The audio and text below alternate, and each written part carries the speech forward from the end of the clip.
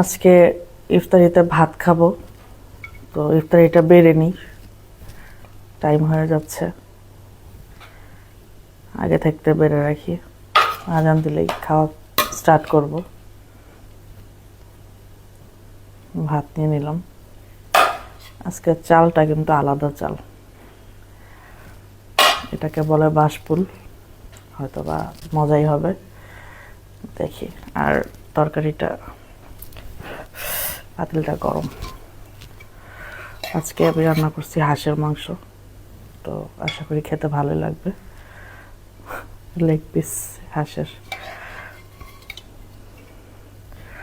এখন খাবো ভালো ভালো মাংস, কারণ সারাদিন রোজা রাখার পরে খেতে মন চায় অনেক। আর সেহরির সময়টা এত খেতে পারি না, এত ভালোও লাগে না,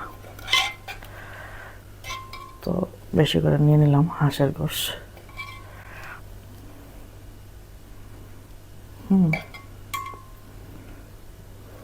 আশা করি আজকে ইফতারিটা খুব ভালো লাগবে। পছন্দের খাবার তো, তাই আর কি।